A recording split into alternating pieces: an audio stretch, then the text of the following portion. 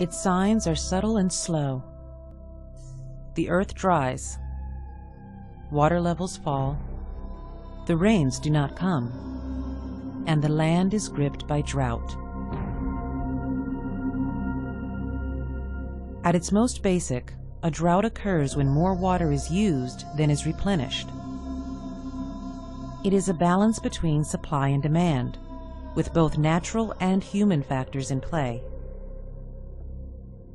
The weather is constantly in flux. A low-pressure system allows moist air to rise, cool, and form rain clouds. A high-pressure system traps the air beneath it and banishes the clouds. Droughts form when changing wind patterns cause high-pressure systems to last for months, or even years. Aggravating the problem is society's demand for water.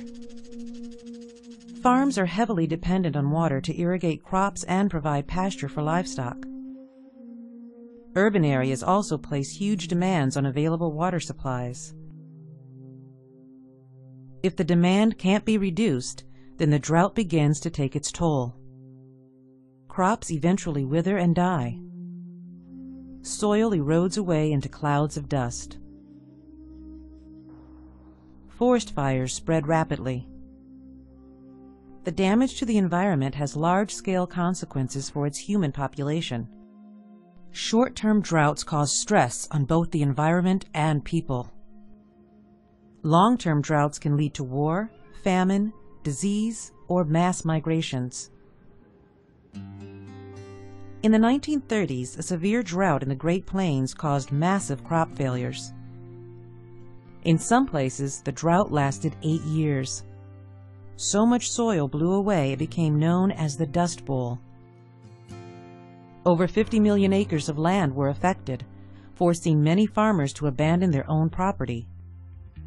But by historical standards, the Dust Bowl was mild and short-lived. Some droughts have lasted for decades.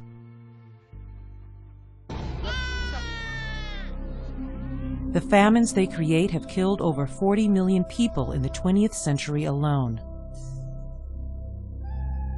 Like other forms of weather, droughts are one of the Earth's natural processes.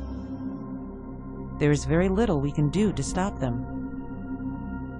The best we can do is prepare for when droughts do come, before everything blows away.